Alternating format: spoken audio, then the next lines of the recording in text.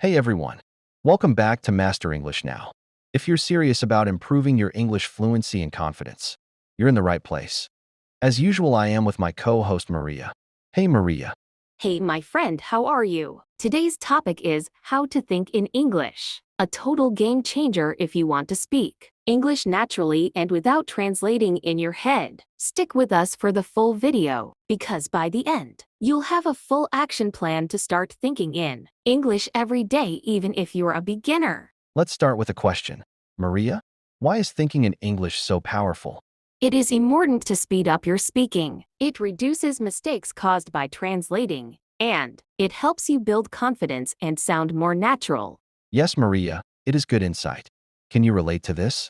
You know the word in your language, but in English, it just disappears? That's because you're translating, not thinking in English. Let's fix that.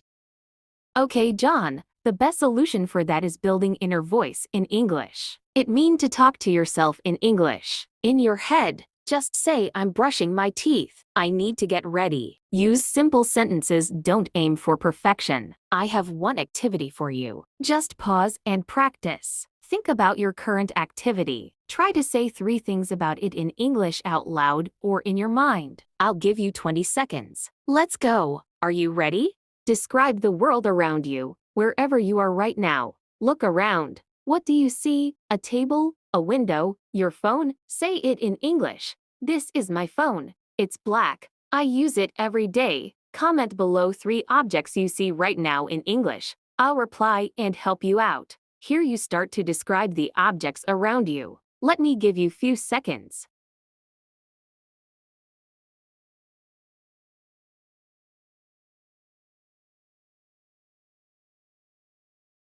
Great job. One of the best tricks is using your daily routine to practice thinking in English. Examples. When you're getting dressed, think, I'm wearing my blue jeans and white shirt. While cooking, I need 1 tomato, some salt. Use a timer. Practice for 5 minutes a day. Build the habit. Thinking in English is like going to the gym. The more you train, the stronger your brain gets. Let's talk about your environment. Change your phone and apps to English. Watch YouTube, TikToks, or Instagram Reels only in English. Label objects in your room with sticky notes, mirror, desk, charger. Surrounding yourself with English helps your brain get comfortable with the language. The other important thing is watch, repeat, and think aloud. Great method is shadowing and thinking aloud. Watch a short clip in English. Pause and repeat what the speaker said with their intonation. Then say it again in your own words. As a suggestion, choose a 1-minute video from your favorite show and shadow the dialogue for 5 minutes a day. You don't need to speak 100% English in your mind right away. Start with just a few words. Instead of saying, I'm hungry in your language, say it in English.